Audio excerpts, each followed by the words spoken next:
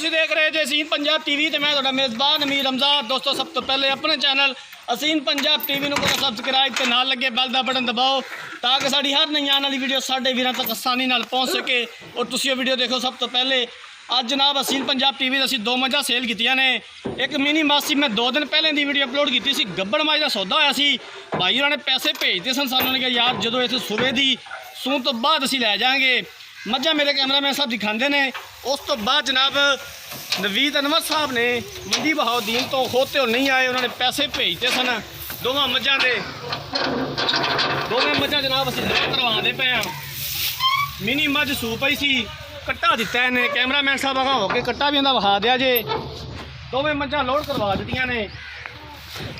ਅੱਲਾਹ ਤਾਲਾ ਜਨਾਬ ਇਹਦੇ ਸਾਹ ਲੰਬੇ ਕਰੇ, ਇਹ ਨਵੀਦ ਭਾਈ ਦੇ ਨਸੀਬਾਂ 'ਚ ਕਰੇ।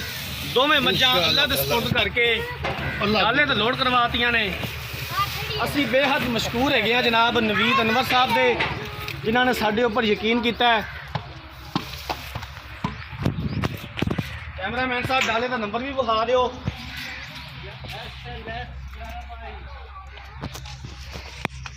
ਤੇ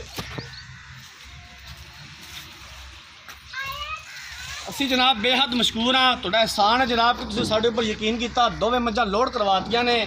ਅੱਲਾਹ ਤਾਲਾ ਤੇ ਜਨਾਬ ਇਹਨਾਂ ਨੂੰ ਖੈਰ ਵਫੀਅਤ ਲੈ ਜਾਵੇ। ਅਸੀਂ ਇੰਸ਼ਾਅੱਲਾ ਇਸੇ ਤਰ੍ਹਾਂ ਹੀ ਕੋਸ਼ਿਸ਼ਾਂ ਕਰਦੇ ਰਹਾਂਗੇ। ਅਗਲੀ ਵੀਡੀਓ ਤੱਕ ਆਪਣੇ ਮੇਜ਼ਬਾਨ ਅਮੀਰ ਰਮਜ਼ਾਨ ਜੋ ਇਜਾਜ਼ਤ। ਅੱਲਾਹ ਹਾਫਿਜ਼।